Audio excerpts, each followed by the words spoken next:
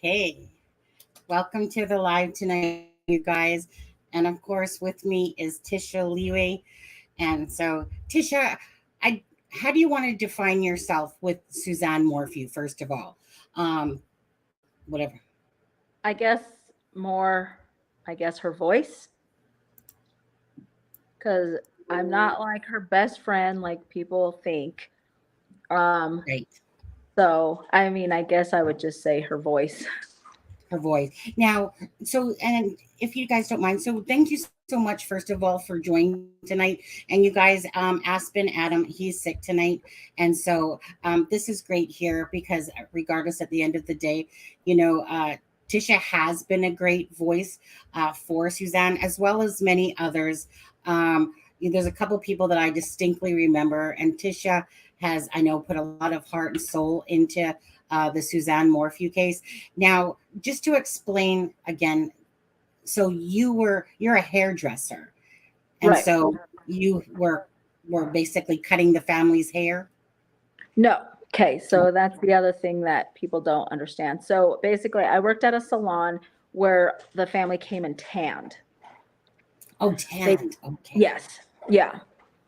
Yeah, that's how I met them. Okay. So okay. I was thinking hairdresser, but right, tanned. That would make sense, to be honest with you. I am a hairdresser, but yes, they came in and tanned at the salon I worked at. So, okay, so in saying that, so when Suzanne Morphew disappeared, which again, I was kind of looking at Delphi at this point, and then on the right-hand side of my YouTube, I saw this beautiful glowing aura of a lady that said she disappeared right on Mother's Day. And knowing that, say, the husband was in Broomfield, which is Barry Morphew, and that the daughters, I think that they were in Utah or something like that, yeah, on a camp trip. And then I remember hearing about the bike thing, and of course, because I was like right there from the start as well, and it was like, no. There's something wrong with this whole bike, Suzanne Morphew mother missing on Mother's Day thing. So what got you involved in Suzanne's case, besides, of course, knowing the family? Okay, so what happened was I was Mother's Day 2020. I was with some friends, and we were playing a poker game. And so we saw a bunch of cops going by. So one of them happened to have a scanner. I know that's weird, but they happened to have a scanner, and they went and got it to see where all the cops were going, because we're in a very small town, as everybody knows. So we were listening to the scanner, and they were going to like this domestic violence that was happening that day.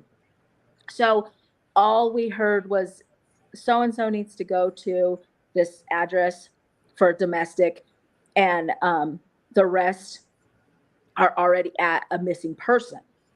So we kind of just blew it off, didn't really, know much about that. So, which around here, if anybody knows, missing people are not uncommon as far as like going on trails, they get lost. So it wasn't uncommon that, you know, she might have went on a bike ride and went and got lost, right? Like that just is pretty common here. So then Monday morning, we were at the salon, and two gals walked in with a flyer of Suzanne missing. And so we looked at it and we were like, why is that name so familiar? Like she just looked so familiar. And then we were like, we went and looked at all of our stuff, our books and everything. And we were like, oh, they come in and tan.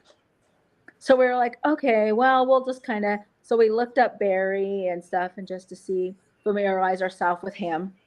And I looked and I was like, okay, now I know who this is. So they've been into tan and stuff. And, you know, we've talked to her in passing through the salon and stuff like that.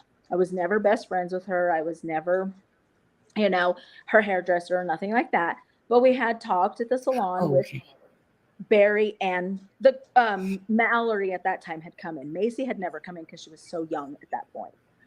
So Monday, you know, we just kind of listened to the news. You know, the sheriff had announced there's no reason to be afraid. We don't think there's, you know, a kidnapper out there, blah, blah, blah. So we were like, okay. So we kind of just followed the case throughout the summer, like everybody else did, just kind of, you know, waiting to hear what was going on. Then we, you know, heard the discovery of the bike, and it seemed a little bit weird. Then we drove up there to kind of see like where it went off. And so it was a little different because it was pretty steep of a hill, and it looked like the bike would have probably been pretty busted up. Yeah. So when we really got involved was when Andy came to search. So the salon was going to close that week so we could help with the search. And then we got this idea. There was 3 of us that got this idea, and we were like, let's do a vigil for Suzanne while Andy's here, if that's okay with Andy. So Profiling Evil was doing all the setup for that. And so I messaged Profiling Evil, and I was just like, hey, I just want to see if Andy, if you can give a message to Andy to see if he would call me and see if we could set up a vigil for Suzanne while he's here, so he can explain what his sister was about and all that. So, you know, to be honest, I did not think he was going to ever call. Like, I figured, oh, there's probably thousands of people trying to get in touch with Andy, right? Like, right. Why would I be that one person that he's going to call back? Right. Excuse me. So, the next day, we were all sitting at the salon, and we were like getting ready to work on our clients, and the phone was ringing, and it was somebody from Indiana. And I was like, oh no, someone's calling me from Indiana. So I was like, I'm going to answer it. And he said, hey, Tisha, this is Andy. This is Suzanne's brother. And I was like, oh my gosh, like I didn't feel like he was going to call me. So I was like stunned because I didn't know what to say. Yeah. And I was like, well, you know, I'm local. I've lived here my whole entire life. You know, me and a couple of my friends would like to do a vigil while you're here for, so you can explain and talk about Suzanne. And he was like, all right, that's fine. That's cool. We'll do it on Friday. And I was like, okay. So then he was like, well, you know, asking me questions like, do you know people that have like razors? Do you know people that have this, you know, because I kind of knew a lot of people. And so from that point forward, I kind of became a little bit of a contact person for him, because he would call and say, do you know people who have buses? Do you have, you know? And then we got an idea that instead of us searching, we were going to feed all the searchers. So we messaged him again. I texted him and I just said, hey, are you okay with us, you know, doing lunches every day for the searchers? And I said, how many people are coming? And he goes, oh, probably 300 to 400. And I was like, oh, okay. So I was like, okay, well, we can't do this alone. So we did go to the community, and obviously we have the best community ever. They donated so much food for us to make sandwiches almost every day. Domino's here in Salida donated like 40 pizzas for one day lunch. Mm-hmm. So we did all that. You know, we got Andy a vacation rental. They donated, Pinion Real Estate donated a vacation rental for him to stay in. Hotels gave us discounts for the people to stay here. I mean, we have a great community. So Andy gets here. We did a spaghetti dinner for him and his guys the first night. And then, Thursday, Friday, Saturday, we did lunches every day. So, so that's how we kind of got involved. And then it just kind of went forward from there. So then the next thing was we had a lady come into the salon, and this was about October. And she said, if I give you guys the money to do a Christmas tree, because so in November in Salida, we have a Christmas park, and it's when we light the big mountain and stuff. And she said, if I give you money, will you do a Christmas tree for Suzanne? And we didn't think about this, in the beginning. She was an elderly lady and had followed the case from the beginning. And she just said, I can't really do it, but I know that you guys have done, the lunches and stuff for the search. So can you do it? And we were like, okay, we'll do it. Like, that'll be nice for her to have it. So that was our first year of doing that. And that was in 2020. Yeah. So then right after that, I had some people contact me and ask about a bench. And I don't think I got you the picture of the bench. Sorry, I should have. I got a picture of the bench. Perfect. Well, I got this picture. Yeah, this one's not ours, but that's okay. That's theirs. Oh. That's the one in Indiana. That's right. So that's okay. We both kind of did one that we both talked about it. So I talked to this person that was doing this one. So it's okay. But our bench is sitting outside of our salon right now. So anyway, there was some people who were like, well, we want to do a bench for Suzanne. And I said, okay, well, that's fine. Like we gathered all the money. I ordered the bench. We had nowhere to put it at that time. So I asked the city kind of frowned upon it only because it didn't match their benches. So I had it in my yard for a while, in my front yard. And then I was like, let's just put it at the salon. And then we have a banner above it that says Shine Bright for Suzanne also. So then, from there, it just kind of kept going as far as like, I felt someone needed to keep her name alive until she was at least found, or, justice was served. So that hadn't happened, it still hadn't happened up until what, a week ago. So that's kind of how I got involved, and I continued to stay involved. The other two kind of just departed, but I have so many people that help me every year get everything together. So our last one in May, which was just this May, we actually released live butterflies this year. Oh. And it was so awesome. Sorry, I just literally just a bunch of chills went through my body. Yeah, it was pretty cool.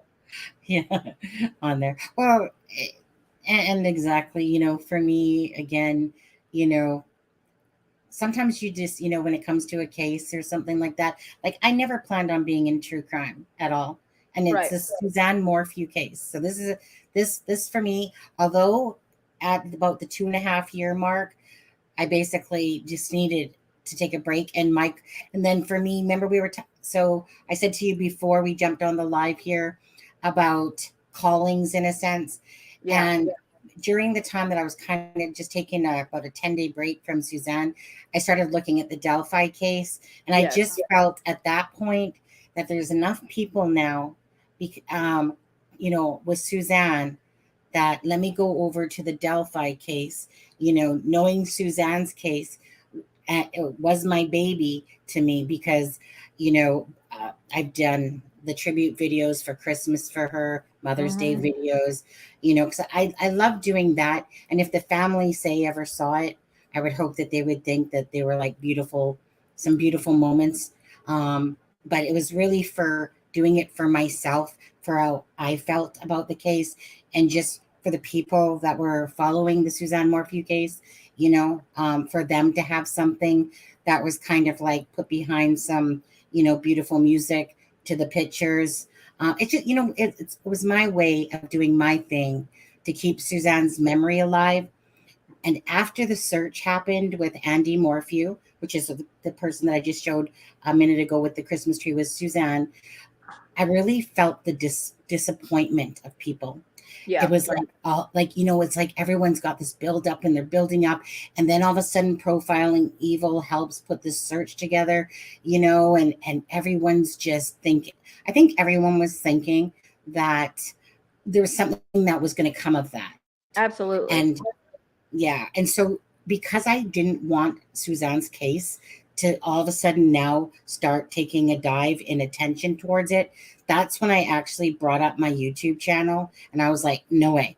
Suzanne Morphew's case is not going to go basically to the side pile, because I just felt this huge disappointment after that. And then it just seemed like everyone was like, but anyways, that's why I brought my YouTube channel up to do videos. Yeah. And it was for the justice for Suzanne. I was like, we're not going to let her case die, and get put to the wayside. And so that was my thing at that point when I started making Suzanne Morphew videos, But yeah, so anyways. Yeah, it kind of sounds like, the same thing that I was doing, because after that search, everybody was so hyped and following so many leads that Andy had. And then, that last day, it was like, oh, we're back to square one. We really got nowhere, but we did, you know what I mean? Like, it was like, we got nowhere, but we did get some places, but it was such a disappointment. And then it kind of just like fell off. And then, when that lady walked into the salon, it was like, okay, there it is. There's my sign again to just keep going. Just keep going. Yeah. Yeah. Yeah. So can I ask you, so because, you living there and having your business in there, what was the sense of people around, like about the whole Suzanne Morphew case? Like, meaning, how did it start off? And did people was it more like whispering, like very, or like, what was the feeling in the area that people were feeling about Suzanne's case? Yeah, it was kind of like that in the beginning. It was just kind of like, what's going on? Like, where could she have went? I don't know that anybody ever really thought she was kidnapped, or took off by herself. That was another thing that was said quite a bit. An animal taking her, probably not. There is obviously lots of animals around here, but I'm pretty sure there would have been signs of her, being gone, so that was not really an issue. So I think it really stemmed towards something bad happening to her, unfortunately. The bike, I mean, a lot of people were like, that bike was staged. It was just too perfect. So it just really wasn't, there was really not a lot showing other things. Yeah, exactly. Sharon Parker asks, and it will be great if you guys have questions for TISHA. Feel free to ask, and if I can get to them, I definitely will. Sharon Parker says, TISHA, were people there afraid of Barry? I don't think so.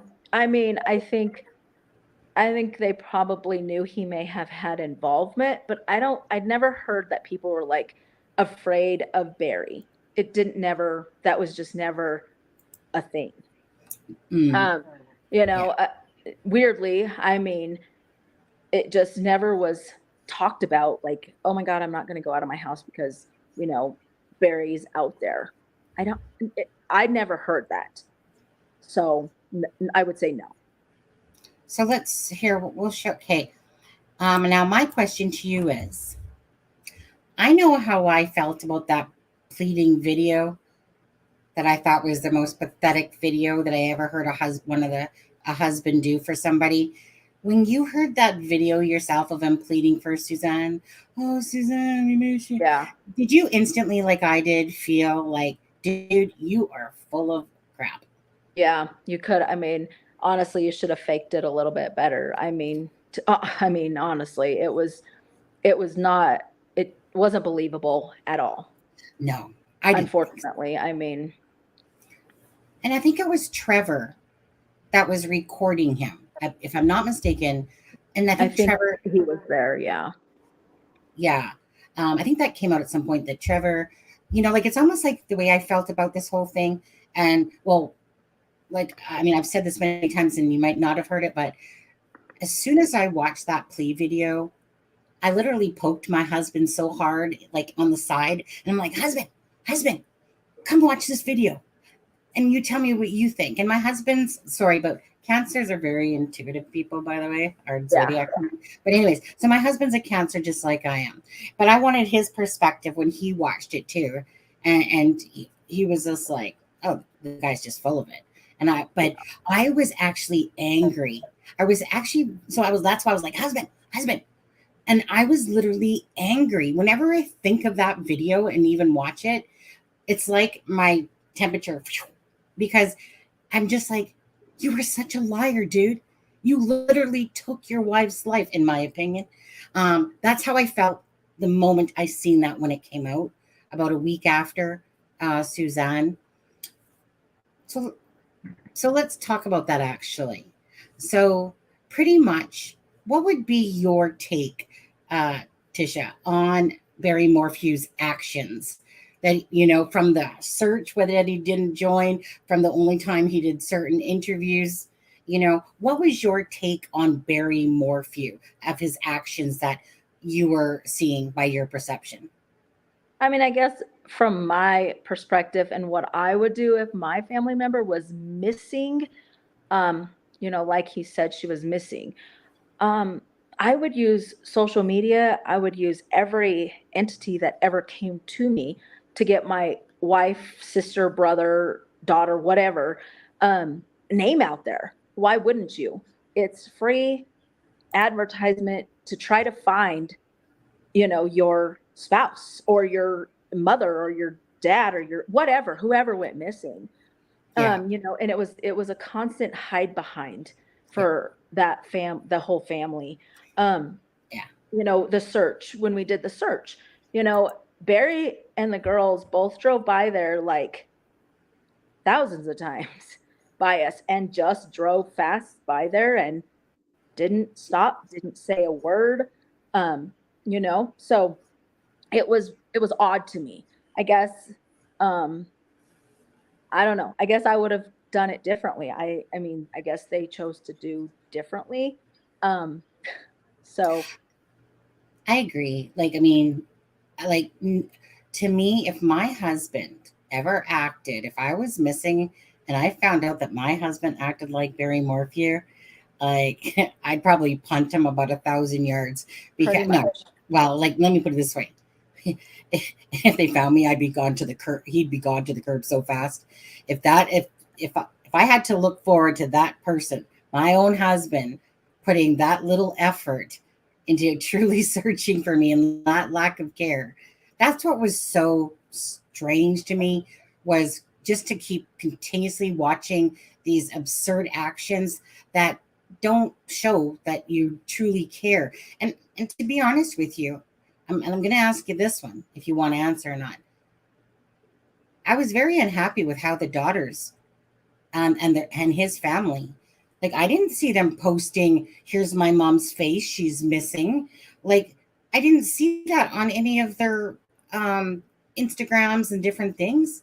And I was like, hold on, if my mom's missing, why am I showing a picture of myself in a pair of shorts at a beach?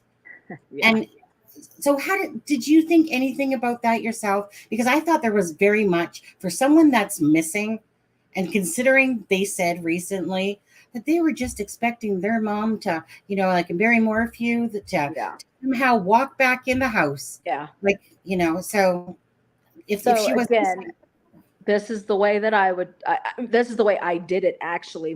Matter of fact, my mom and my stepdad went on a camping trip when they on their anniversary. It's been like 2 years ago. And nobody had heard from them. They weren't supposed to stay the night. They were in the Sawatch area. Um, and that's where they live. Um, and they wouldn't answer their phone and everything. Well, they never came home that night. So my sister called me at 3 o'clock in the morning and was like, "Did you hear from mom? Blah, blah, blah." And I was like, where are they? And she's like, "Well, they were supposed to go up in the hills, but they were supposed to be back that night." They never came back.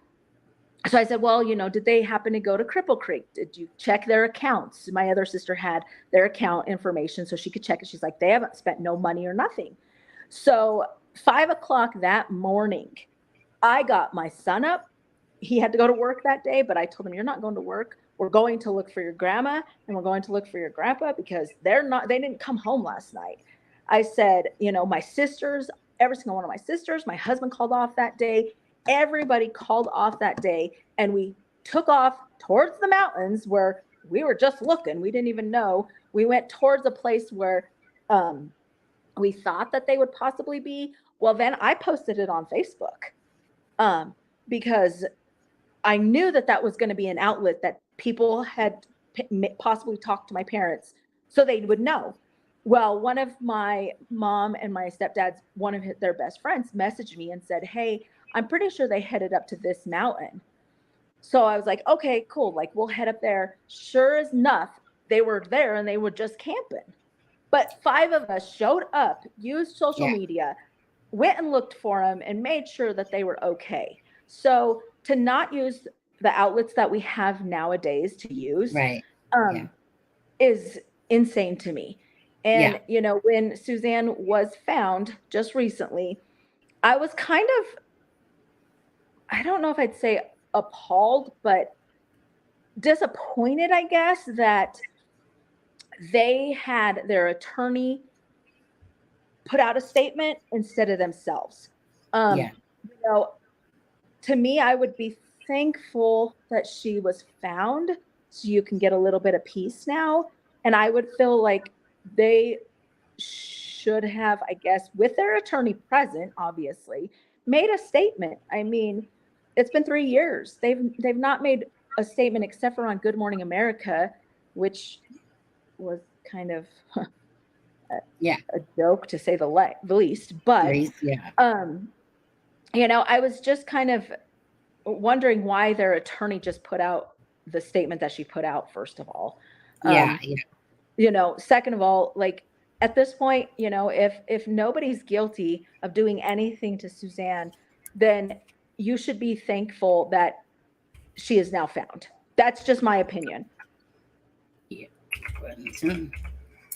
No, I'm just trying to look for that.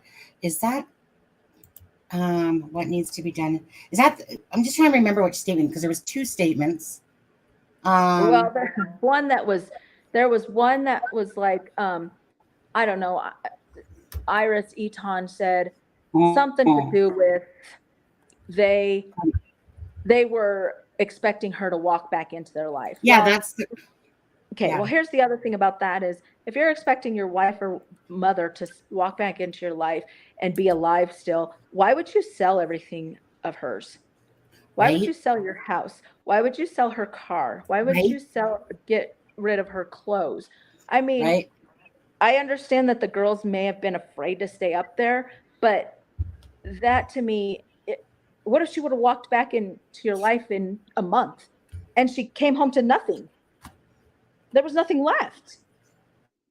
So that was another curious thing about, like, just the way that things happen. And again, I've never been in the situation, but I can tell you definitely not something we would do. Exactly. And that's the thing, is that I can tell just by what you're saying, like, your mindset is precisely on point with my thinking as well. There's just kind of like human nature things that people probably do. 90% of the world. Is where we're at. Like, I mean, really. And so it's all these little things. Like I said, I tried to follow the factual path without getting veered off too much by people that started bringing in some more wilder stories and stuff to it. I tried to stay on the path of what was probability or more reasonable and stuff like that. It is not reasonable for the husband or the family not to partake in a search for Suzanne. And then they start getting along with her brother or not. It doesn't matter. It's not about them. It's about Suzanne, period. And that's the bottom line of it. Right. Exactly. He made it about himself. And the reason why, obviously, to me, he made it about himself. So in my humble opinion, Barry Morphew, to me, took Suzanne Morphew's life. Unless something ever tells me different, everything that I've seen, his actions, the way he's, just everything. He has motive. He has Absolutely. absolute motive to do it. It's like someone that was projecting, it's a mountain lion. No, I don't search there. Search over here. But his actions, everything just smells like it. If it walks like a duck, smells like a duck, quacks like a duck, he ain't no swan. I'll tell you that much. Right, exactly. So personally, I'm just going to say I've always felt Barry Morphew, right from the get-go, especially after that plea video came out, that and his actions after that. Because you notice whenever he did interviews, Tish, that they were always argumentative and they were always really about the attack on him. Yeah, and it wasn't always. about Suzanne. No, that was the whole thing about him moving out of Salida, was because everybody was mean to him and he couldn't go anyplace. That guy went everywhere. I promise you. Yeah. Everybody saw him. You're going to have to plug this in. People saw him all the time. I saw him with the girls out to eat. They did not do, come over here. They did not do, like, they never were hidden. They were always out. He was always at Walmart. He was always everywhere. Like, it wasn't like he was like afraid to go out in public because people didn't like him. That's not true. And people that keep saying that is not telling the truth either. Like, that's not true. And, his attorney said that several times, is they couldn't live there because of this and that. That's baloney. Yeah. They were out in public constantly. Yeah. It's just the bull crap. Either people are smart enough to know when to believe and when not to believe, right? I mean, that made me laugh quite actually, just because, like, to me, it was just like acting, like acting for dummies when it came to Barry Morphew. Or I'm the victim instead of Suzanne. As he's sitting there grilling his peanut butter sandwiches and stuff like that. Right. Exactly. So let me just ask. Helen says, Tisha, do you think Barry is a womanizer? I think he could have been. I think he had, he has his little girlfriend and he had her before, like, pretty early on. There's, there is some proof that was sent to FBI that he was sending flowers to his current girlfriend in July of 2020. Is that Shoshana person? Shoshana, yeah. Rather quick, wouldn't you say, that whole relationship? I think it's pretty quick. I mean, again, it's not me living this life, but if your wife's going to come back to you, she probably doesn't want to come back to you with a new girlfriend. Yeah, right. Well, I mean, and of course, I did ask Tisha this question before the live. I asked her how, and I'm just glad, I asked her how she felt about the fact that, it came out, obviously, that Suzanne had this spy pen, and knowing that she had an affair with Jeff Libler guy. So I just asked her how she felt about that, if she was shocked. Can you just answer kind of basically back to what you had told me? Because I just don't want people to feel like I'm just answering soft questions a little bit, because, like, that's what came out as well. Right. So I found out from another source right before court that day. So I kind of already knew that was coming. I was shocked for like about probably 2 minutes, literally. And then I just kind of felt like, with all the stuff that was coming out that day, it was not an easy court to sit through. With the text messages that Suzanne was sending to her sister, to her friend, the ones between her and Macy. Yeah. They were pretty sad, so it didn't shock me, I guess, as long as I thought it would have, that she was reaching out for someone who she needed to care for her, I guess. Yeah. So, I mean, no, not really. It wasn't shocking. And I'm not saying that, her affair was, I don't condone people cheating on people, but, when we're gonna forgive her. you're just so deathly, it seemed like she was super afraid of leaving the relationship, and that's through text messages. I mean, that could be proven, Yeah, she was telling him she was leaving him. That was just days before she went missing. yeah. And Um, then, the conversation between her and Macy was finally, said, if you want to get a divorce, I will be fine. That came out in court also. And I felt super bad for Macy when that came out, because I'm pretty sure she didn't think that was going to come out in court. So right, she was tearing up in there, and it was really sad that she had to sit there through that. But, I mean, it helped, I think it helped people realize that there really was problems when Barry right, said there was not. right, right. That's the stuff that always gets me, because usually stuff like that is pretty easy to find out. Mhm. Um, Yeah. you know, um, like for me personally, I just want to say, like, for instance, when I was being abused, in my first relationship, which was the worst abuse when I was 15 to 26, like that one was literally like kicks to the face, and Yeah. just forks thrown at me, like meaning pushed into the bathtub and stuff like that. And for me, I never actually told anybody. Like, Hmm. I never let people know that I was being abused, because first of all, I knew the repercussions I'd probably get if I Right. did that. So that's why like I said before the live, like I felt like I was on this parallel thought about a lot of what happened to Suzanne, that she was in an abusive relationship. She probably wasn't a person that told a lot of people, right, her what was truly going on. Like I said, maybe a few people more really close to her, Yeah. but she reminds me of, like, I don't know, myself, where I didn't let people know that. Even my mom, like years later, she kept going, I just can't believe that he was abusive, and Right. stuff like that. And I don't know how many people she did tell, but she doesn't come across to me like, blah, blah, blah, blah, blah, blah, blah. Right. No. you know Yeah. Didn't seem like obviously, that either. well, obviously nobody knew about the affair, up until it came out. I don't Like, know. or do you think, like, what do you think I about that? I don't know. I have suspicions that Barry knew. Oh no, I think that Barry knew. But I do anybody else? No, but I believe that Right. everybody, says, "Oh, well, the Ellie said that Barry didn't know." I think he knew. I think he hid I it think very he well knew that too. he knew. I think he definitely knew. That's just my opinion. Again, Yeah. like that's just my opinion. Yeah. Oh But no.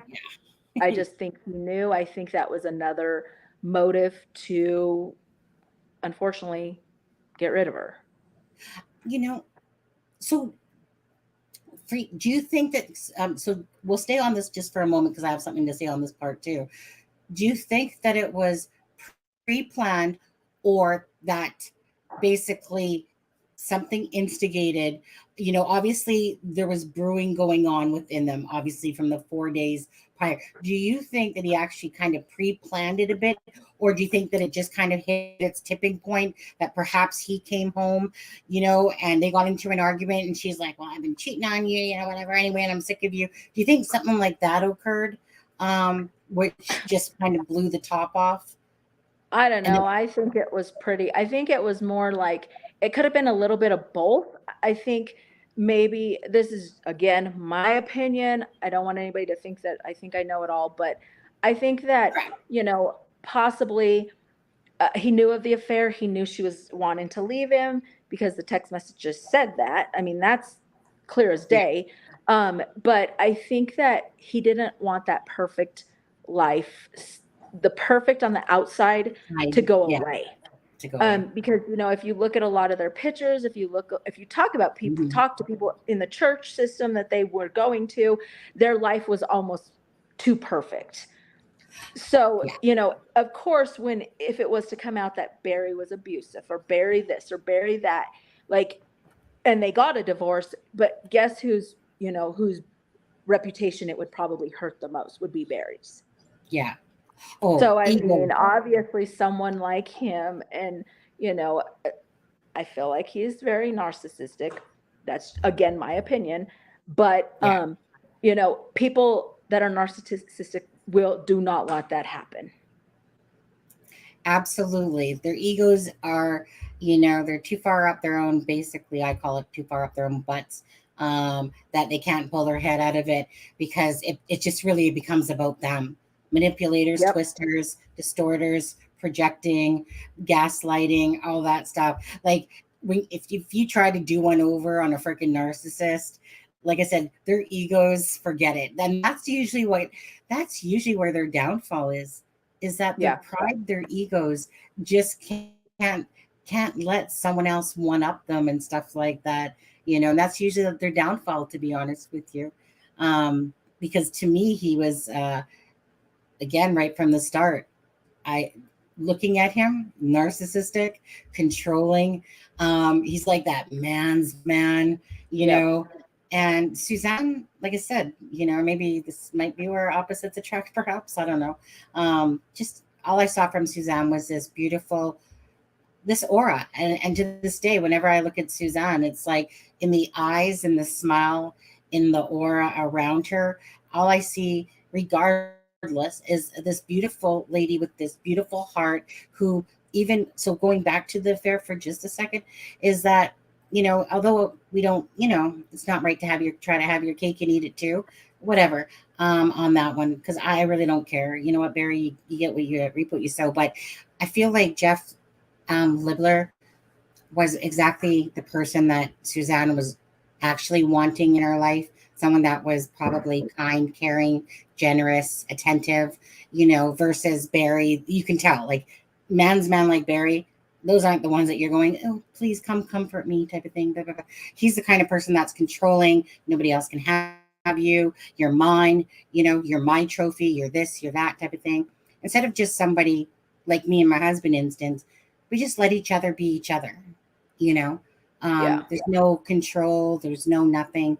You're just letting, and I probably feel like that's, I mean, and this is just my assumption, that with Jeff Libber, she, found someone. I've been in Suzanne's spot. I could have cheated a few times. I just morally knew that I would have to get out of this one in order to start this one. But I'm not going to judge on this one because I really don't care that poor Barry Morphew, if whatever, because I don't believe he's so innocent himself. But just for Suzanne, I can understand if she's in this relationship that she's scared of being, whatever. And then all of a sudden, whatever transpired, and her and Jeff, became hooked up. And obviously, he has 6 kids and whatever.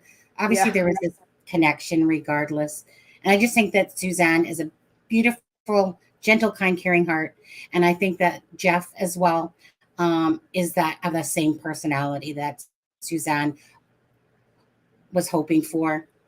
Suzanne needed someone that was that way. She did Yeah. not need Barry. Unfortunately, to me, it cost her her life, you know, It did, in fortunately. which, let's see here. Somebody asked a question before earlier. Oh, someone said, how do you feel now that Suzanne's been found? Like, just whatever your emotions you went through. So I'll tell you how I found out. It was pretty crazy. So I was at work and I was doing a pedicure on a new client that just moved here. And she was talking about true crime, just crime in general and stuff. And I said, well, have you ever heard of the Suzanne Morphew case? I don't know why her name that day just popped in my head. And I was like, and she's like, no, I haven't. And I said, well, if you're into true crime, you really need to watch this, she's been on, it's been on 48 hours. It's been on Dateline. Just people are here all the time. So, like 2 seconds after I had said that, my watch went off because I don't have my phone with me when I'm doing work. But my watch went off, and it was one of my friends that I met from Indiana for during the search, and we're pretty connected still. It's Andy's friends and Suzanne's friends, and so she said, "Did you see Lauren's message?" And I was like, I didn't think anything of it. So I kept continuing Oh, to do my yeah. client. And then I got another text message, and it was a picture of the press release. Well, I couldn't read it on my watch, so I was like, oh, okay, got a press release, weird. So then another message came through, and my phone was just starting to blow up, and I was like, okay. So I told my coworker, I said, hey, can you look up on Facebook and see if something's going on, because my phone's just going off like crazy.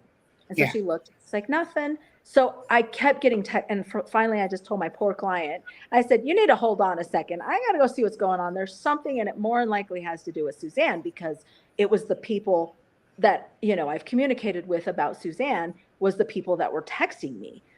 So I got up and I read the press release, and I just stood there for like 2 minutes and could not even move.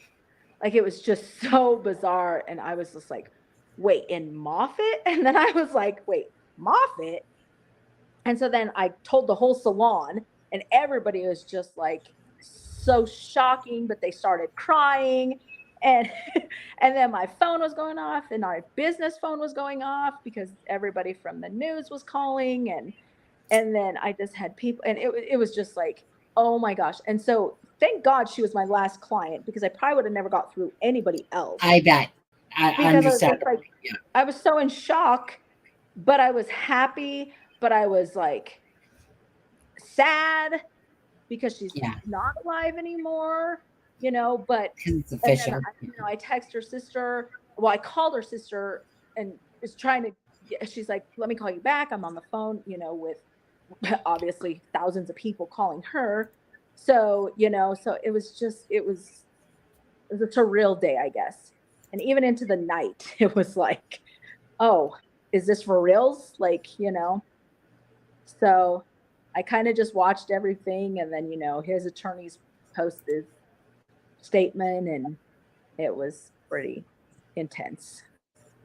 Yeah, I mean, I grabbed the statements, but you know, I mean, people can read them on there in a sense, you know, like meaning I certain times for certain things like that, like, but in this case, you know, I just kind of want to keep the live moving, and you know, like I said, most people have probably read the statements by now. If not, all you have to do is type in Barry's lawyer. I already sent you statements, and there was 2 on there. So anyways, so sorry, was there more that you wanted to add to that, or was that basically the gist of everything that you pretty felt? Much the gist of it. I mean, of course, you know, we got visits from everybody. So I'm going to ask you, so the way I found out, I was on my iPad. I seen this tweet. So I want to tell everybody this. I have talked with Lauren Scharf, and I know you have. She is a beautiful soul. Now, what Fox News was it Fox 31? Fox 21. 31? Okay, 21. 21. Something like that. Anyway. I know it's been a while now. It's been a minute. Yeah. I had done a tribute video for Lauren Scharf as well, because again, you know, when I watch people, I look for the sincerity of them. I look for the genuineness of actually caring. Lauren Scharf was someone that beyond her job cared about the Suzanne Morphew case and took it on with a personal passion, you know, herself. So when I saw this tweet come in from Lauren, and it just said, finally, and I was like, finally. Yep. And then right beside that, my eyes shifted, and it said, Suzanne Morphew found. Hashtag Suzanne Morphew found, Suzanne Morphew. Oh, Tish. Sorry, that was calling. Oh, okay. I was just like, hey, looked like you just slid. No, it just, my phone started ringing. Sorry, that was Lauren. That's so funny. Was it? Yeah, it was. Oh, that's so precious. Oh my goodness, that's so precious. Talking about the universe sometimes aligning like that, isn't it? Right? Someone's little ears burning. Did you hear us talking about you, Lauren? Yeah, exactly. Anyways, I had asked her actually to come on the live. At the time, she had just left her job at Fox, and then she was starting her new job. And she said, "So I'm gonna hold her up to that day that she's gonna come on." I haven't never pushed her since, because she said she would do it at some point. But at the time, because of the Suzanne Morphew case, like, you know, still going on and stuff like that. So now that it's, you know, they found her, so. That's when I saw it, was when Lauren Scharf tweeted finally. And I'm just like in shock, like you. I'm just like, wait, what? Tears. I mean, even right now, I'm actually controlling the heat that Yeah. my face is feeling right now, because just like you, the joy and the sadness going on at the same time, because we knew she was gone, but this finalizes it. We know now, Right. like we got, Yeah. you know what I mean? And then but on top of that, it's like, yes, finally, finally, they found her. Um, and so, like I said, my feelings are like, sometimes you just feel like you meet a twinsy. I feel like everything that's coming out of your mouth is like verbatim what I would be saying. So I don't really have to say it double because, Yeah. so now let's move on to this part then. And I'm going to stop the screen for a sec because I want to go to the Google Maps here now. Okay. So Suzanne's home is up here in Maysville, or was till he sold it. Moffett, of course, is right here. So what about the fact here, right? What do you think about, first of all, the fact that she was found in Moffett, which is south and like 45, 48 minutes away type of thing? Like, So the crazy thing about this whole thing, and in the beginning, I cannot remember for the life of me, someone said, I bet you she's in Moffett.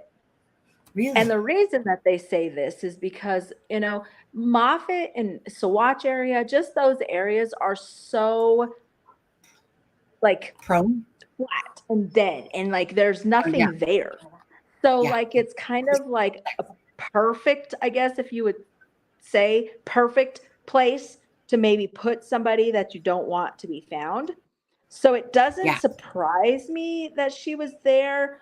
Um, but so then I guess to that point, it puts in some people's mind, it hasn't changed my mind, but in some people's mind, it puts, is there a serial killer out there? Because obviously they found another body. They were looking for another lady. Yeah. So, I mean, Edna. there's, Yeah. yes, and Edna, and, and there has been other bodies found out there.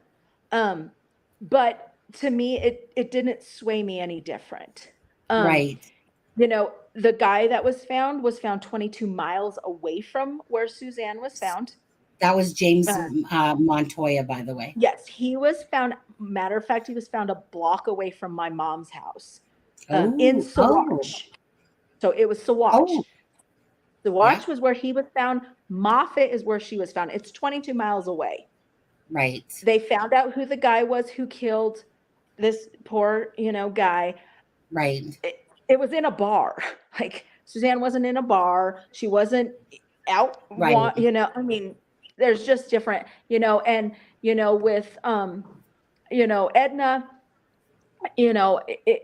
I think it's a miracle to a point that they're looking for Edna and they find these other people to give peace to their family. I believe that they will find Edna So, alive or passed soon, I think. yeah, I think that her family deserves just as much justice and peace as the other two that have gotten.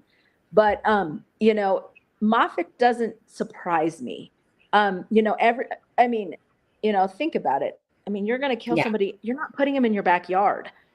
yeah, You're really not. Like, of course they're going to search your backyard. Of course they're going to search the mines around you. Of course they're going to search right in the hills. They're not going to look in Moffett. yeah, I mean, it was literally a miracle that they were searching for someone else and they found Suzanne. yeah.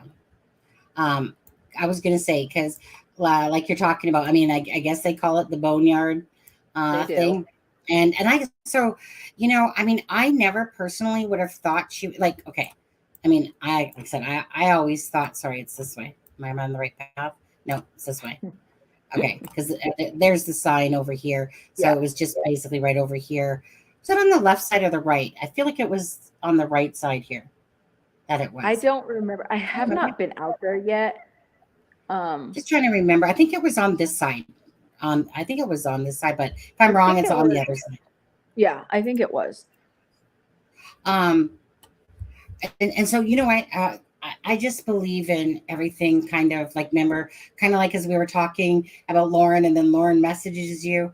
Yeah. Um, so I just feel like sometimes just when the stars aligned, like meaning I always I even though there's sometimes that I was like, is Suzanne ever going to be found? Meaning I always had strong hope, and like you, I feel the same way. I said the same thing myself about Edna. I feel like she will be found Mhm. soon, probably not alive, but that she will be found soon. Hopefully, like the best scenario would be alive. But again, Mhm. like Suzanne Morphew, I think most of us knew right away that no, Suzanne Yeah. is She not wasn't ran alive. away. Yeah, Yeah. and Barry's little S trafficking stuff that somebody stole her for that, and it was just like, dude, shut up, okay? I mean, Yeah. honestly, think anyone's buying your mountain lion story and stuff like that. But Yeah. anyway, but I just feel like everything has its time, and although they were looking, I like said by the grace of God that Suzanne was found during this search, yet, of course, feeling the sympathy of the family for Edna Quintana that is missing still. But I do believe that in the very near future, whether that's like a month or 2 months down the road, that she will be found as well. And then that family can hopefully have a whole. Now, I'm not sure about the part, I haven't really looked back at it. They went in for a second time to dig up stuff. And I'm unaware if they retrieved anything from that second I'm search. not sure about that either. I just know that, that day I got several messages that they were back out there. I don't know what they were looking for. I don't know if they got a tip that possibly maybe Edna was out there. I don't even know if it was for Suzanne, to be honest. I don't know. Mm, mm, Um, so I hadn't heard anything about that, but I did see that, they were back out there a second time. yeah. Okay. Because, yeah, they were digging up there. But you know what? If you don't mind, Tish, I'm just going to play that uh, news clip from State News 9. Uh, if you don't mind if I play that. It's about 7 minutes. So if you need to get out, because I mean you were in it, but if you need to get up, go to the bathroom or get a drink or Okay. anything like that. So it's going to be about 7 minutes. So turn your camera off and your mic off, Okay. and I'll make the screen big and whatever. Okay, guys. So let me just go over to that one here. I believe it's here. Hold on. Gotta find the right one, guys. Oh, that's right here. Okay, let me put that. Men's design. Okay, give me 2 secs and share, stop screen, share. Okay. Investigators finally found the body of the woman who went missing on Mother's Day 2020. It was an unrelated investigation that finally led deputies to Suzanne Morphew's body in Saguache County. Tonight, a source familiar with the investigation told 9 News they discovered skeletal remains and identified Suzanne based on dental records and her cancer report. She disappeared from her home in Salida in 2020. Prosecutors eventually arrested her husband, Barry Morphew, charged him with murder. They dropped those charges last year, just 9 days before you said to go on trial. They said they wanted to go to trial once they found Suzanne's body. Last Friday, they finally did near the town of Moffett, about 45 minutes south of the Morphew's home. 9 News reporter Jennifer Meckles is in Salida tonight. And Jenny, investigators have not made any new arrests following today's news. Nope, nothing that we know of at this time, Alex. This case had, for most people, pretty much gone cold. It had been 3 years since anything happened. No current suspects in the case after those charges were dismissed. So it certainly came as a surprise today for folks both here in Salida and around the country who have been following for such a big break in the case. More than 3 years after Suzanne disappeared, many still held hope answers would eventually come. Someone needs to keep her name out there until she was found. And now we will continue to do it until she gets full justice. TISHA LEEWAYE spent years getting to know Suzanne at the salon, small town connections. When Suzanne disappeared on Mother's Day 2020, TISHA helped plan search parties. Learning investigators finally found something comes as a relief. I think it's great that they found, her remains, and now people can finally, I guess, get a sense of relief that now we can move forward as far as being able to find the justice that she deserves now. The Colorado Bureau of Investigation won't say the exact location where they found Suzanne's remains last Friday, only that it is near Moffett. You're looking at an aerial view of that part of Saguache County. Investigators were on site for a different case when they came across Suzanne's remains, positively identified on Wednesday by the El Paso County coroner. The FBI, the CBI, the sheriff's department has always, the sheriff especially department has always said, we need her body to finish this case out. So, my thing is you've got her body, let's finish this case. A huge discovery in this case. Friends hope will finally lead to some answers. First of all, who did it? Obviously, the obvious answer that everybody wants to know. Why? Why did this happen to someone like her? It shouldn't happen to anybody, but someone, as genuine as her, like why? But I guess, just the biggest question is who did this? And let's bring them to justice and put them, where they need to be.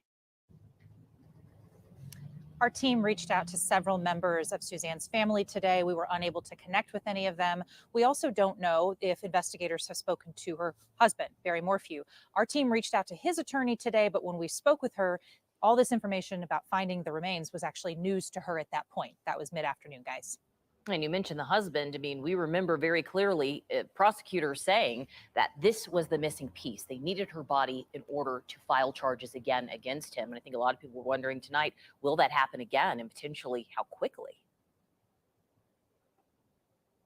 Yeah, that was one of the first questions this friend said to me today is, okay, we have this piece. Now what happens next? And does it include him?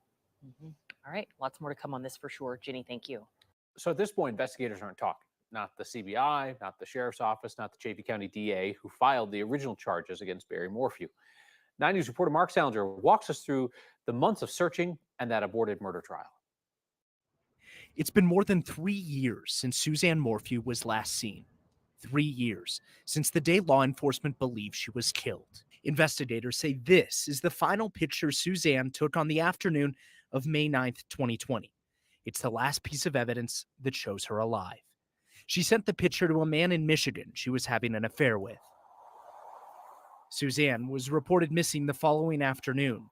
The first deputies to arrive at the Morphew home found her mountain bike nearby in the woods off the road. Can you try to call the husband and see what type of bike she has? My daughter was at Barry's house. Okay. All right, Her husband, Barry, arrived home that evening after he says he was on a work trip in Broomfield. He immediately asks if an animal could have killed her. Lion? Yeah, it was a lion. No, a lion? Mountain lion? For months, state and federal investigators searched for Suzanne and any clues that might lead to answers. On May 13th, 2020, her bike helmet was found near the road. On May 22nd of that year, the FBI searched through a construction site in Salida that Barry had been working on. I believe the house is just below us right now. In September of 2020, Suzanne's brother Andy couldn't stand by and watch any longer. He organized a team of dozens of volunteers from around the country to search for Suzanne. Each search turned up few results. Please, we'll do whatever it takes to bring you back. It wasn't until May 5th, 2021, nearly a year after Suzanne went missing, that Barry was arrested. And I wouldn't bring charges unless I was confident. District Attorney Linda Stanley charged Barry with murder in the disappearance of his missing wife. She didn't reveal what evidence she had, but promised the public there was enough to convict him. And it's about all the individuals that knew her and loved her and cared about her. After a year of preliminary hearings and pretrial court appearances, prosecutors dropped the charges against Barry, saying they don't have a case without the testimony of the expert witnesses the judge ruled to exclude from trial. That's what innocence looks like right there. How do you feel, Barry? Barry Morphew's attorneys just got us a statement while that story was airing. They told us, quote, Barry is with his daughters, and they're all struggling with immense shock and grief. They had faith that their wife and mom would walk back into their lives again. Morphew's defense team says that law enforcement did not notify the Morphew children that their mother's body had been found. They insist that Barry Morphew is innocent. He could be charged again since prosecutors dropped his previous charges before the trial started. If additional evidence points at Barry Morphew, the prosecution is not really going to have any problem at all refiling the charges. The case was dismissed without prejudice. On the other hand, if someone else is implicated, all of the evidence that seemingly pointed at Barry Morphew is going to be used by the defense. It all depends on who, if anyone, the district attorney charges in this homicide case. The DA handling this case is facing an investigation of her own. A state counsel is looking into allegations of misconduct against DA Linda Stanley after a complaint by Barry Morphew's lawyers. Back in April, his attorneys asked the Colorado Supreme Court's Office of Attorney Regulation Counsel to investigate allegations of unethical behavior. That group has the power to discipline attorneys across the state. That same counsel has censured Stanley for misconduct in a previous case. Barry Morphew is also suing the DA along with the state and federal investigators over his arrest. Coming back now. Let me just make sure that that's on pause. Familiar with the Okay. Did you watch that, Tish, or were you? So No, I watched it. okay, let me actually. I had to turn the volume all the way up and try to put on the booster volume, but just because at some points it was low.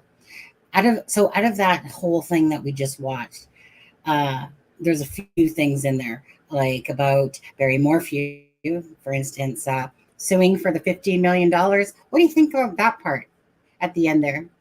Like, I think again here's the thing that happened that I believe happened. So they put that out right before her anniversary, right?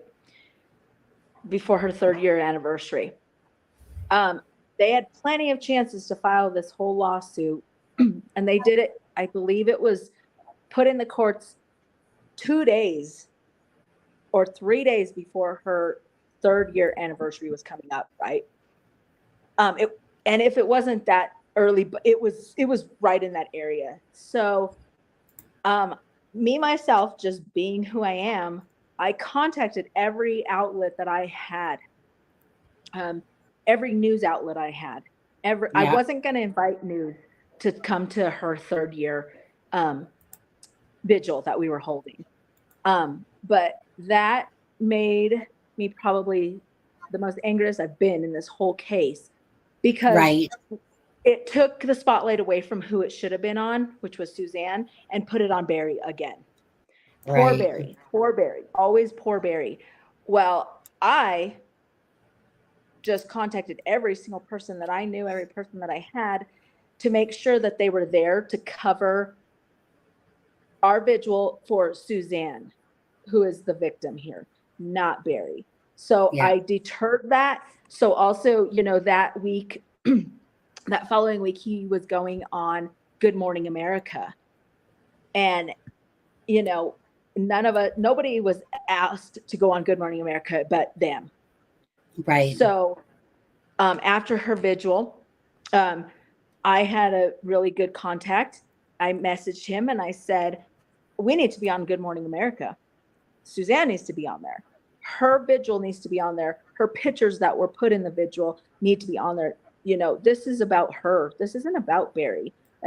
So he had a contact that got in touch on Sunday morning, which it was airing on Monday, to get our photos from our vigil of Suzanne's vigil, the butterflies flying, to be on there in the beginning. I don't believe that they were too happy with us, but you know what? It's not about anybody else but her. It's right. So this lawsuit again was, I think, a tactic to put him in the spotlight instead of her. Yeah. So it deters the sheriff's office. It deters every single person that he is suing. It obviously puts pressure on them to figure out this lawsuit and put the search off.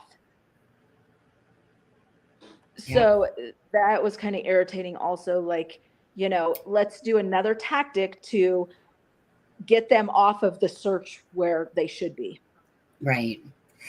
Which reminds me, okay, can you just, so for people that are just kind of coming into the live now, like Ray Jones, can you just reiterate again your, say, relationship in a sense, to clarify that with people that are just coming in, and how, just quickly again, how you Yeah. knew the Morphew family? So basically, I worked at a salon that they came in to tan. I wasn't super close to Suzanne. I was not like her best friend, like some of this news people think. But for some reason, something, I mean, I would say God put me right here where I'm supposed to be. This is where I'm supposed to be. For some reason, I don't know why, but I believe that I was put here for this reason. Yeah, and I'm not sure. Like, they showed it on the clipping. Did you want to like, give a shout out for your, in a sense, for your business? Meaning they showed it. Wild Horse. I work at Wild Horse's salon here in Salida. And that's where her bench is. So if anybody visits here in Salida, you're welcome to come here, come there and, sit on the bench or bring some flowers. We've had flowers dropped off. We've had rocks dropped off. We've, you don't have to come in. I mean, you can come in and say hi, whatever, but her banner is there, her bench is there, and that's where it will stay. And it will still stay up. It doesn't matter, if somebody is arrested for this, or it'll stay as long as pretty much I'm here in Salida or I'm alive, to be honest. Like, and the continuance of, her vigils will go on every single year. Her trees will go up every single year as long as I am still here. So again, for everyone coming in, like, Tish has been a voice for Suzanne from the beginning. So Ray, like I said, so they came in, besides Macy, to the salon, tanned. She recognized the name again, and thank you for saying that, because like you said, there's the bench out there, go lay flowers on it if you're in that area and stuff like that. And it's just, Tish has been a great voice again, and Andy Mormon had contacted and reached out to Tish, and that kind of thrust her into like different things with the search. And like I said, she doing the vigil, like I said, the whole bench thing, the Christmas tree, that's probably the one thing that stands out for some reason the most to me. I think that you had this little shrine in your store as well, if I'm not mistaken. Right? We did. And so right after the search, we had the big, huge picture of her. And then a lot of people brought, like, they made shirts for the search. They made hats for the search. Andy has a business. Andy has a business out in Indiana that was his dad's, that he's continued to run. The root beer his stand. root beer. Of his root beer. Andy brought root beer for everybody that year. We kept some of those put there. Bracelets are made for her. There's a lot. There was a lot. So we put that up in the salon. And the reason that we put that up in the salon also in the beginning was just in case people were out there on May 10th and saw something that nobody knew that it was anything. There was a lot of people who came into the salon and talked to us about it. And little things that they had said, like, were we, and I'm not going to say them because they were sent to CBI and FBI, but, they had, and we were like, did you call in this? It might not be nothing, but it might be that one piece. And, everything counts. Anything that people think that might not be nothing could be that final piece to solve this puzzle. Right. So we made everybody call. As soon as they talked to us about it, we're like, you need to call. And we gave them the number, and they sat there and they called right there at that point. Yeah. Just again, I mean, personally for me, I love beautiful hearts. Tish to me has just one of those beautiful hearts that imbue everything that I personally stand for and love, in a person. And let me just quickly, I'm just going to stop the screen for a second. And let's see here. I'll make this a little bit bigger here. And Suzanne's colors were basically the nice aqua blue and yellow. And let's see here. Oh, this is another picture you sent me here. This was of the last vigil. This was the butterflies that we released. Yeah. And this was probably one of the coolest pictures, was the one with the butterfly on the yellow butterfly. So that butterfly flew off of, I can't remember, somebody's hand and flew right onto my heart. And it sat there for like I walked around and cleaned up everything from the vigil, and it sat on there for a good 45 minutes until I walked outside and kind of shoot it off to go, because I was, just trying. But it sat there on my heart for about 45 minutes. It was insane. Right. And like again, Tish, I wanted to say, because when my mom passed away in 2015, she loved like the monarch butterflies. Those were her favorite, and it's certain flowers. And I can't remember. I'm not a flower person, so I keep forgetting what the names are. But anyways, when me and my husband got married, my husband Steve Austin, and so when we got married, and so me personally, like I said, I had an experience a long time ago. Not going to get into that, regardless. But of course, I always ask my mom to let me know she's there. And as we were standing together, and we just did one of those outside, what's those ones they're called when you do an outside one and you just have basically a couple friends and they have a nice backyard. That type of wedding to my husband, because I'm not into spending all this money on stuff like that. But anyways, this right as me and my husband were standing there, as she was pronouncing us basically man and wife, this beautiful big butterfly flew like right, literally. It's almost like you just tell it beelined right for me, went right in front of my face and between us. And then it was like, it was just that perfect time, kind of like what you're saying. And that's why for me, like I said, those things mean something to me. And that's Suzanne to me. Like, oops, 1 second.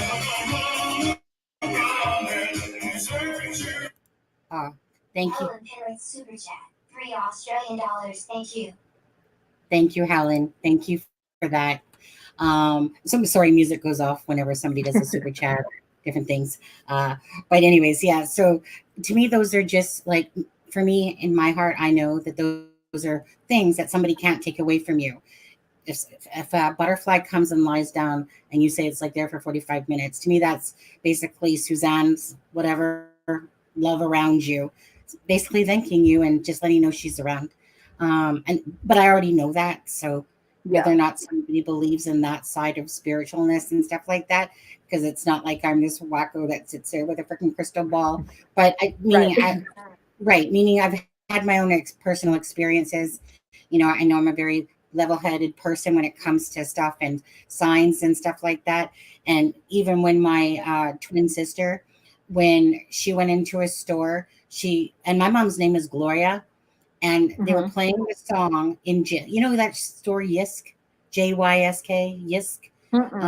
Not sure if you've ever. Anyways, so she went in there. The music's playing, and my mom's name is not a very popular name. Her name is Gloria. So the song's playing. My sister sees this. I thought it was a pillow, but it was a blanket. And these blankets had personalized names on it. And my twin sister's name is Tanya. And so she goes in there and she sees this blanket that says Gloria. And right beside it is Tanya. And she thought when she would turn the other one over, it would say Sonia, which is, so my nickname is Sunny that my mom gave me. My real name is Sonia. But again, it was Tanya. So it was Tanya like on both sides. But Tanya never had the experience I did. So I'm just like, Tanya, don't you get it? It's mom. She's around you, but she needs, I'm the free spirit. She's more of the, like I need definite proof thing in a sense. And I said, well, I'm sorry that I got mine. I didn't ask for it, but you can't just tell mom, hey, if you sing this, if somebody's singing a certain song, which she did on American Idol, then I know you're around me. And I was like, 10, it just doesn't work like that. Okay. So like I said, kind of like Lauren Sharf all of a sudden messaging you at the time we're talking, or all those different things. To me, it's just kind of about the universe aligning and stuff like that. So anyways, going back on topic with the Suzanne Morphew as well. So where did you feel like Suzanne was yourself this entire time? before you knew she was in Moffat? I definitely didn't think Moffat. But, I figured, probably up in, we searched ourselves, me and my family, on Mother's Day of 2021. We walked the past miles and miles back there by Flus's Creek and, the lake back there and stuff. And, so, I kind of felt that she was not close to the house, but maybe back in the farther areas. There's a lot of wooded area back there, but I mean, at any point, she could have been anywhere. There's Yeah. so much wooded area everywhere around us. I mean, they were on Monarch Mountain. Like, there's just so much back there. So many side roads, there was, days and days that we went driving everywhere back there to see if we could hear anything, see anything. So, I just felt like she could be anywhere. She could have been on her way to Denver. I mean, there's just so much that places she could have been. Well, so I was going to say, at first, when I originally heard it, I too was like, and I thought that she was up and behind the house, higher up, because there's so many woods and trees, like, honestly. Yeah. Like, I was just like, I mean, it's ridiculous.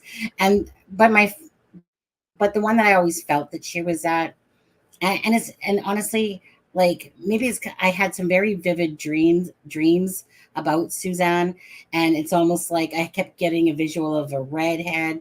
I kept getting a visual of this house with a foundation. So I still kind of always felt like she was in that beach house, that they missed her when they were using that groundbreaking sonar. And Right. only because do you remember that Barry went? It's like his wife is missing. Yeah, I'll just go back to work and complete this. And I was like, really, dude? Your wife's missing, but excuse me, let me just go back to this home and cement. And I was just like, so anyways, I had some very vivid dreams, like where it's like someone's going, here, look, okay, I'm over here. Now, do you ever believe she was moved? Were you ever under the impression that she was somewhere first? I really want to hear how long she's been in this location. I believe that they can do testing on the sand and the dirt to see how long she's been there. So he's been in town quite a bit lately. So he was here a week before she was found. I got a call from another business in town that he had been frequently going to, and they wanted particularly one of our banners to put up there. And then the following week, we found out that she was found. So he's been here quite often, which raises another question, like, why are you here in a place that people don't like you, supposedly? You don't have, and it is at the bottom of Poncha Pass. So you do have to travel over Poncha Pass.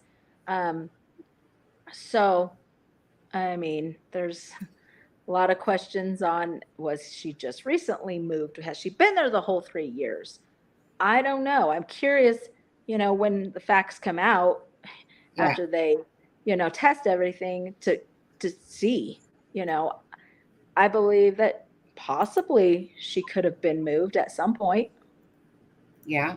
Well, I was going to say, there was an article recently where the pathologist was saying that because of where she was found, that there is a good likelihood that they could still know how Suzanne was killed, meaning whether it was through a knife, because the article basically stated that because of the conditions that are in Moffat, it was actually more beneficial that they were in that area, and that the likelihood of still being able to, I guess, determine the cause of death is actually, pretty high, because the area, of the conditions of the weather and stuff like that. So it will be very interesting to see what does come about that. I do think it is plausible that she was moved. I mean, there was definitely some sloppiness in there, and like where Barry Morphew would have time to be like, "Ooh, Yeah. So but I'm a person that too, I might have my thoughts, but at the end of the day, I'll just wait for some answers, to come about, obviously, and see what else transpires. Do you think? No, actually, two things here. Have you spoken with Andy Morphew or any of the family to how their feelings about since Suzanne's been found? I have not talked to Andy since the search. Okay. He kind of went off. Great. Yeah, like off grid. And so I was connected with her sister, Melinda, and Melinda. she obviously put out that really, really beautiful statement to Edna's family. Yes, I seen that. I don't know if you read that. Yeah. So I mean, that pretty much sums up her whole, feelings towards everything. Yeah. I had one of Barry's nephews reach out to me today. That did was you? interesting. I'll kind of keep, Yeah. what was said for now between me and him. Yeah. I didn't expect that, I guess.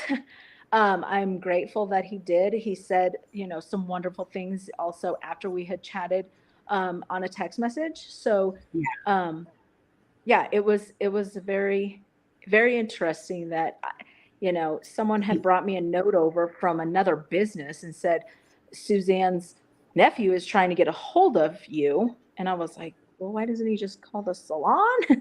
And so Suzanne's nephew. Suzanne's nephew. Well, it was Suzanne's nephew is what it said on the thing. Yeah. So then I was asking and I was like, does she have a nephew by this name? And everybody's like, no. And Melinda's like, no, we don't. And I was like, okay, well, that's kind of different. So I called him and he was like, he was like, I just wanted to say this and this and this and, and like all this. And then I was like, so can I ask you, how are you related to Suzanne? How are you her nephew? And he was like, I'm Barry's nephew. I said, okay, that makes a little more sense. Like, everybody was like, we don't have a nephew by that name. Well, he's Barry's nephew, but obviously he's Suzanne's nephew, by marriage. Is it the one that I'm thinking about by chance? I honestly don't know. No, not that one that was involved in the beginning. No. Okay. This is another one. I don't even honestly know much about it. It just was, it was just strange, right? I've never talked to any of Barry's side of the family ever. Yeah. So so strange, but whatever. Like I said, the information that you just gave us now was good enough. Strange, and I guess you'll see whatever becomes of that. Do you think? Because remember, they kept saying that as soon as they find the body, they just need to find the body. They just need to find the body to go back to charging Barry. What's your thoughts on that? Do you think he will be charged again? I've had conversations with Linda Stanley, very vague conversations. I've been disappointed in the way that the prosecutor has handled this case. It should have never got to the point where they dismissed some of the expert witnesses because of her behavior. The only person that hurt was Suzanne at that point. It really was. I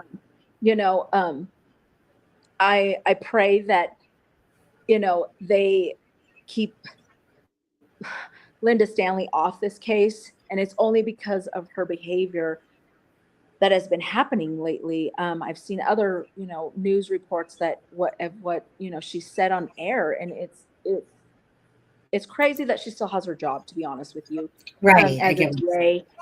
I mean, and it's nothing against anything, but like, I'm glad to a point that it's in a different county. I have full confidence in any county that has to try this case, that they have seen how messed up this case was, that they will do their job very well this time. Yeah. You know, that's just what I believe. So I'm going to be hopeful, you know, that, I mean, first and foremost, but before somebody happened to pay for the crime, hopefully, is the fact that finally Suzanne's remains have been found. Yeah. That means the most to me, because the hardest thing that I personally deal with in true crime, besides it all, you know, like the bonus of true crime is like what you're doing, being, you know, that you've been a voice and stuff like that. You know, it's being a voice for cases and trying to push it out there to the social media and doing, you know, of course, all that. So I personally hope that, you know, something does happen with whoever, Barry. I have a personal opinion, something with that, but we'll see. But the most important thing and the hardest part for me is when a family member loses someone and they have no idea where that person is. The gut-wrenching pain that I personally feel, even though I'm not the person impacted, but because of being like empathic, I can't help but just feel like that is the worst thing that anyone, mother, sister, brother, husband, wife, whatever, is not knowing. And that's why this, you know, just tears me up so, you know, in a good way, for the fact that finally that Suzanne's remains were found. Right. You know, so that the family can have, there's never closure, but you know what I mean? Right. At least Yeah. that piece. Do you feel You know, kind and of the same? yeah, you know, and I feel like, you know, the DA's office said, you know, 1,000 times over, you know, we need the body to complete this case. Yeah. So, you know, my motto is like, you have the body, finish your job. Like, Yeah. that's just, you know, what we have to have faith in. And we don't have a choice. We have to have faith in the people that are doing this case. That's just, Yeah. I mean, none of us are prosecuting this case. None of us are looking into evidence. So what else do we have? We have to have faith in the people that are gonna try this case, that they're going to do their job. Right. You know, I mean, that's just all we have. It's just like any other job. Like, you know, when people come to me to do their hair, they have to have faith in me that I know what I'm doing. Right. That's Absolutely. just part of life, you know? So yes, I have full confidence in, you know, the people that are behind this. I've got to have full confidence because that's all I've got. Right. You know, and you know, I mean, obviously we just want, regardless of Barry or somebody else, doesn't matter what case, you just want justice for the person. Yeah. That's kind of like that final piece that says, you know, hopefully that we have closure. I know that there's cases out there that never see that, or the person gets let off due to a technicality and stuff like that. You know, hopefully in Suzanne's case, the remains are found, and hopefully in the future, of course, Barry Morphew. Or not Barry Morphew, Barry Morphew, whoever. But Barry Morphew, by the DA's own evidence, they're showing that Barry Morphew was in Crestone, which is like 11 kilometers away, on that day. What are your thoughts on that?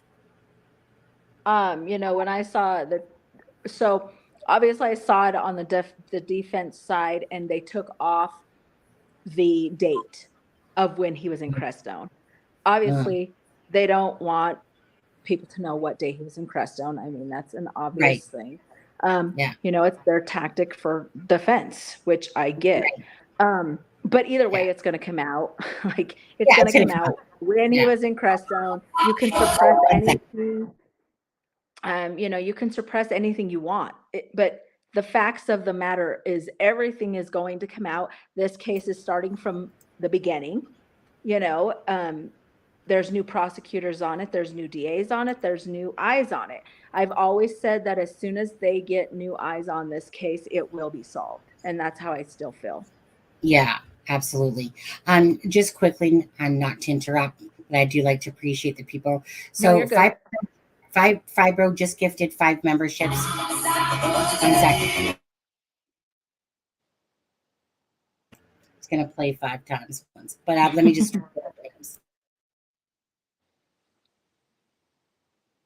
hopefully before it goes off again, I can get out the names really quickly.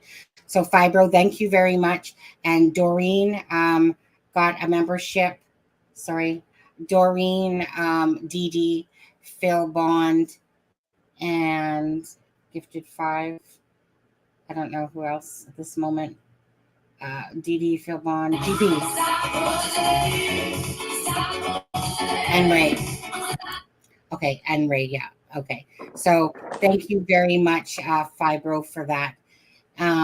Now, just quickly, I'm just going to ask the people that are viewing right now, because I'm going to have to let TISHA go soon. I don't want to take too much of her time.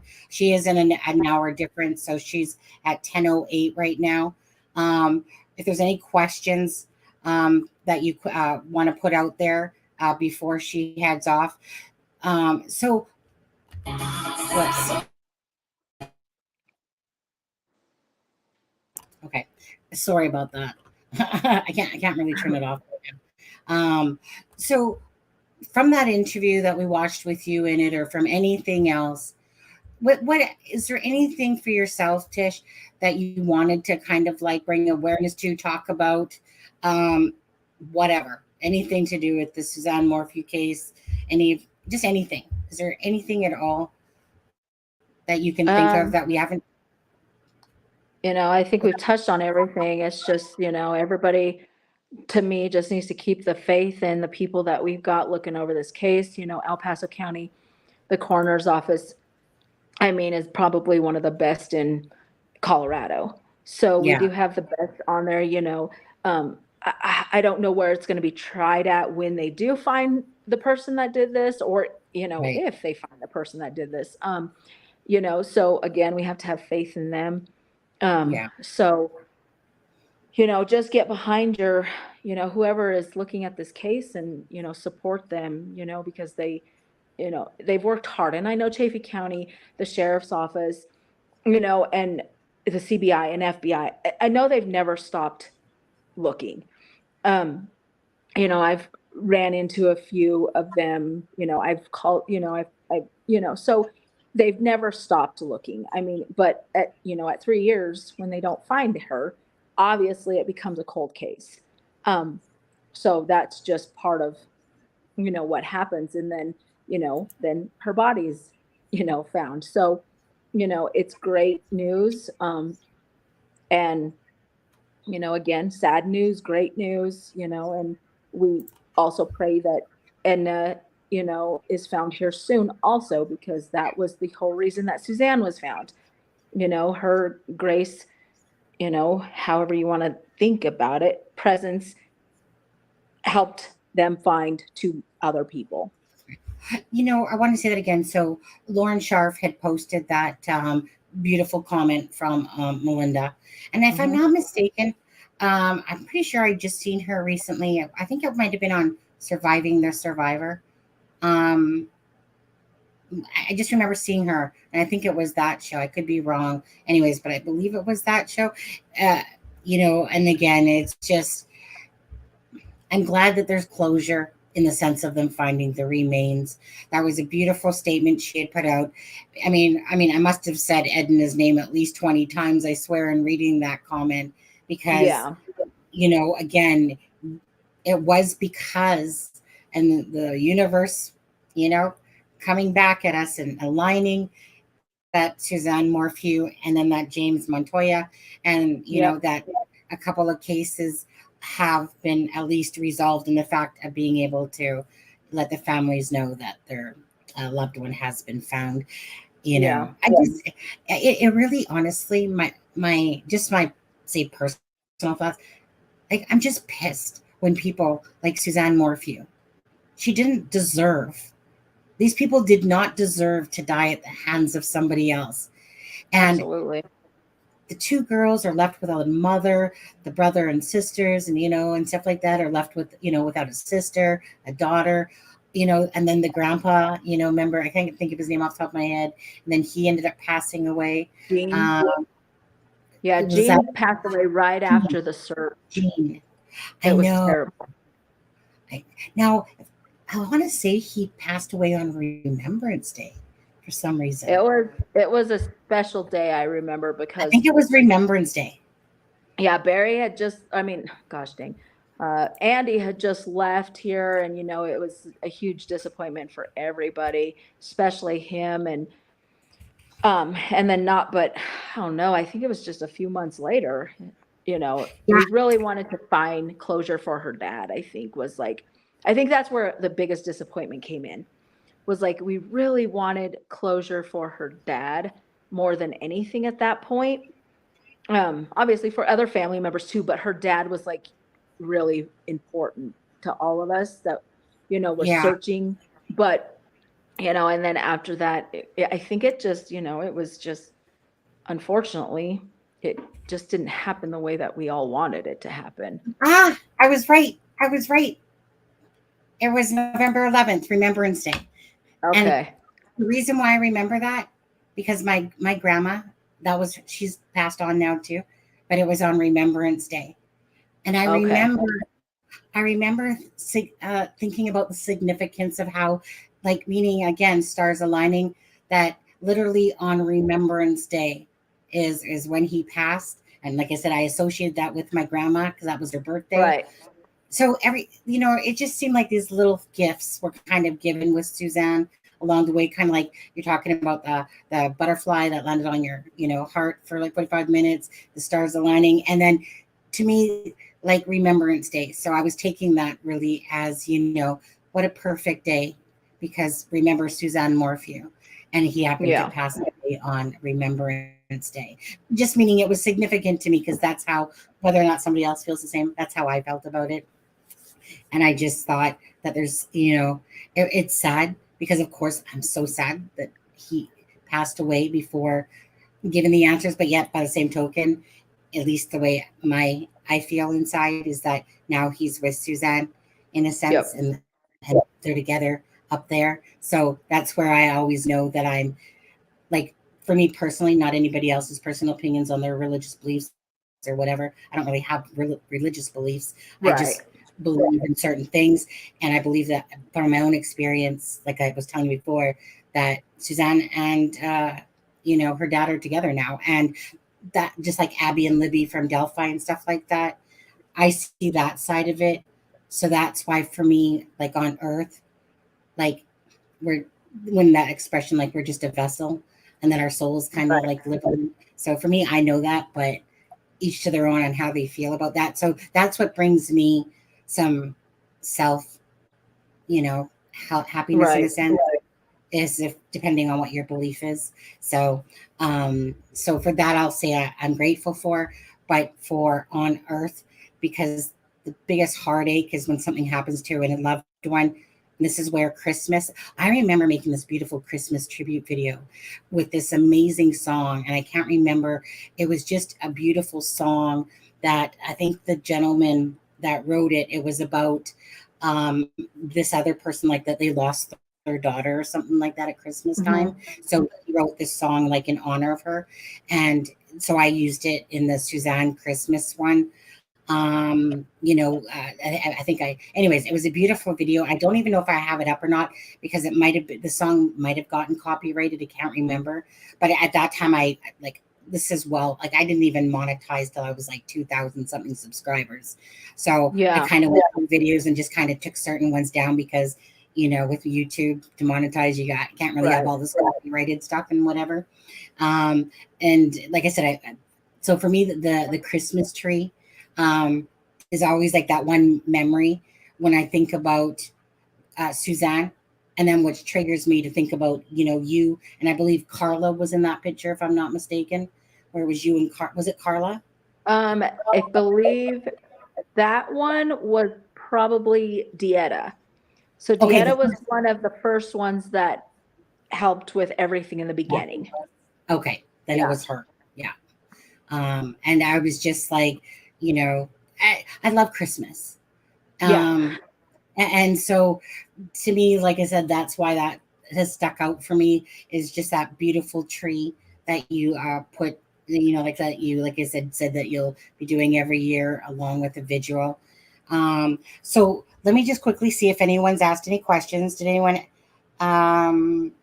ask any questions? I don't know that anyone did. They were too busy thanking everyone for all the nice gestures that Fibro did by gifting. So basically, if you don't know, when somebody gifts membership, it gives them membership for 1 month. So YouTube, not in the in the near distant future here, they had implemented this gifting where you could gift memberships to people to kind of give them the ability to do certain things, but especially use the emoticons that go with it. So the one that I kind of deem, there's one that it's a heart tree, and I deem that one as the one that means caring. When you're talking about cases like whether it's Suzanne's or Delphi, or other cases, that the heart tree to me stands for caring. But anyways, I don't see anything. I just don't know. I'll feel bad if I miss something that people wanted to know. But I mean, we covered it. At the end of the day, Suzanne's remains have been found. You've been a voice, a huge voice for Suzanne over the years. And just personally, bless you for being that person like that. I really, truly appreciate those personalities that do things, for the sake of their heart. Their heart, is what leads them. Would you say that about yourself, Tisha? Like, basically, does your heart kind of guide you on what things you do, and in a sense? Yeah, just kind of. I just go with, the flow. Like, it's not just about Suzanne. I do it crazily, and not to give me all this, praise, but I do it for everybody. I mean, you can ask probably most of the community if anybody needs anything. I do it, and I don't care what it costs. I don't care what I do. It just, I guess that's what I was put on earth to do, I guess. I love you. I love you. Because I say the same thing. Go ahead, Tish. So about the tree this year, I just want to let people know, this year, for me, the community does do a theme, and we'll follow that theme, obviously, but also our theme, this year is going to be justice for Suzanne, whether someone is arrested by then or not. So if anybody out there, watching this wants to send anything to be put on that tree, you can either message you, or they can find me on Facebook and message me, and I will give them an address to send it to. I'm going to have some surgery next Tuesday on my wrist. And so I'm going to be out of work for all of October. So I have a lot of time to work on some stuff for this Christmas tree. So if you feel like you want to send anything to me to put on the tree, or, make anything, our theme is going to be justice for Suzanne this year. I love it when somebody's like totally reading my mind, because I was literally just going to ask you, but you continued into it and started talking. Because I was going to say, is there any place or somebody can send something or do something or send money or something like that? Do you have any specific thing? But you just said that. So I'll leave it to you to send me the address. And what I'll do is I'll make a beautiful posting that I'll put up on Twitter and on here, and perhaps do another live with it and stuff like that. And perhaps maybe closer to Christmas time at some point, you can join us and tell me where you're at again with what's going on for the Christmas, and stuff like that for the Suzanne, or, or show people's things that they've sent into you. And again, like I said, I can see your beautiful heart. And I just feel like, like I said, I feel like I could just maybe put my hair over here a little and just be total twins, darken it up on there. Because I know, like myself, all my life, I felt like, I just want to say this because this is very important. All my life as well, I felt like everyone has a purpose, right? Doesn't matter what that is, whether it's a car mechanic, whatever. My purpose that I always have felt, that why I was put here, was to help others, and only like selfish people will not understand that. Right. Unselfish people will understand that. And to put that smile on somebody's face because you could do something, or because you're doing it. So you, for instance, took on Suzanne's thing and it morphed into what it did, again, because of your kind, caring heart And again, so to me too, it's just, I keep saying I'm gonna get it. But my purpose is the same I've always felt. Everyone has their thing that they're on this planet for. Mine was always truly to try to get people, like the movie Pay It Forward, just to be kind and pay it forward to each other. So I take a big stance, and I'm probably sure you're like me. You got your really kind, caring side, but you got your feisty side too. That one, Yep. when people take When away, I have to be. yeah, right, when you have to be, exactly. When I Because have to defend myself for what I'm doing. right, It happens a lot, unfortunately, yeah, on, these Facebook groups and stuff. And, yeah, but you know what? I don't really care. I could care less what people think because yeah, it doesn't because bother me. I right, know what I'm doing, and I know why I'm doing it, and I know why I'm supposed to be doing it. So I could care less what people think of me. yeah. I'm the same, absolute the same way. I know where it is. I don't need somebody's approval to know where I am. I have I have a lot of self confidence for a lot of reasons. It's not conceitedness. It's not thinking I'm better than somebody else. But don't take away from me what I know that I do. And it all my life I've spent it helping people, giving to people. Even if I couldn't afford it and stuff like that. Yep. Not one person can take that away from me. And so, like you, so I get feisty sometimes, definitely, because no, you're not going to take away from me. I don't actually give a crap about you. And that's why I don't allow trolls to come into this live. You get Yeah. booted if you turn out to be a troll. I don't have time for that toxicity, and I don't have time for that negativity. Like, I just want that everyone to be kinder and nicer to each other. But if you tick me off, like, I'll come at you because Right. you know what I mean. So I know that you're the same way. I can tell on this, because it's not hard to be kind and nice to people. So why do Yeah. people feel the need that they need to come in and try to take away? My husband was on a live the other day when I was basically showing the viewers what sometimes creators go through and what we receive for mails. So this person that claims that she's a lawyer and she was a mod in here, very just from a case recently, but I gave her a mod just because she was dropping links. But anyways, Uh-huh. it turned from that to this email, her trying to use her reverse psychology with me. I'm not stupid. I don't fall for that Right. stuff. Now, I normally don't entertain those type of emails or comments because they're just ignorant and rude, and there was no justification for it. But they ended up going to because you're 1877 fat. You're fat. I'm just saying that you're fat, and you're just like, and I'm just laughing because words mean nothing to me. Right. Like they don't, because again, I'm secure with who I am as a person. So I just want to say, I love you. I love your personality. I'm grateful that there's people around that exist, and the people that usually come into this live that are sincere, the ones that really care, and they're like very devoted to the channel because again, they see when somebody's genuine or when people are fake and stuff like that. And like I said, so I mean, I have over 1,000 people blocked, Yeah. because I couldn't care less, right? Yep. That's me, money, person, quality versus quantity, right? Okay, Exactly. well, let's wrap this up, Tish, and I'll just ask for your final thoughts. So Tish said that she'll give me an address. I'll be doing another live at some point here, and then we'll post that to where you can send something, make something for Suzanne Morphew. Beautiful gesture. Again, if you're in Salida, it's in Salida, right? It is. Yeah. Yeah. Then there's the bench there that's in front of the Wild Horse Salon. So take a picture, send it to us. I don't care. So just final thoughts on the Suzanne Morphew case. Whatever you want to say, doesn't matter. My final thought is just keep everybody in your prayers to find justice for Suzanne. Absolutely. Absolutely. Okay. So I want to say how much, again, I appreciate you for your time.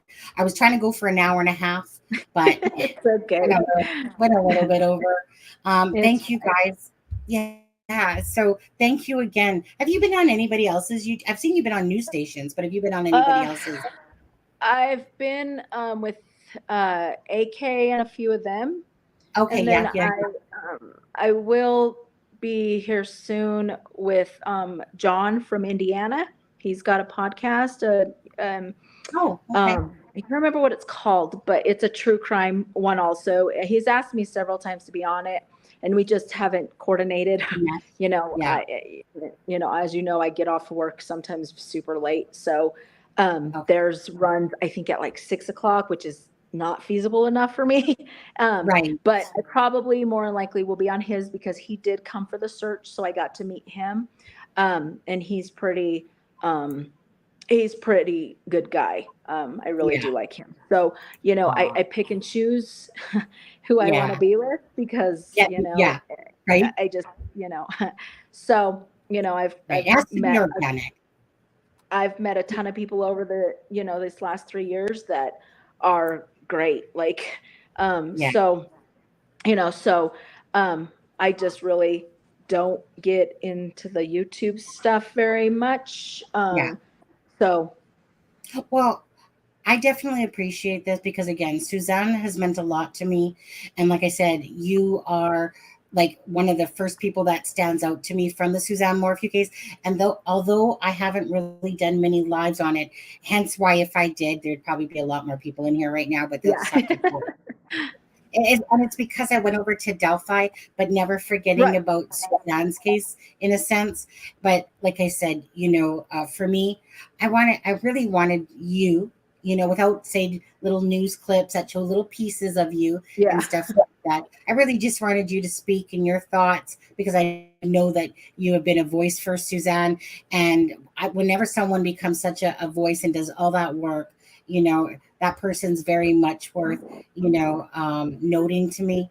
So I just really wanted this live to be special, you know, about you, what you've done for Suzanne and what you're continuing to do. And also, Yeah. of course, always and first and foremost about Suzanne and Yeah. Jessica. Yeah. Okay. Well, thank you very much for Thank joining you. us, Tisha. Thank you guys for joining us as well. And with that being said, I'm just going to play the outro and I'll just see you in the back room for 2 seconds there, Tish. Okay. I'm just going to play the outro. And other than that, God bless and justice All right. first. Thank you for having me on here. Thank you. This is Sunny Justice and Aspen Connor from It's a Crime and Shame, wishing you all a good night.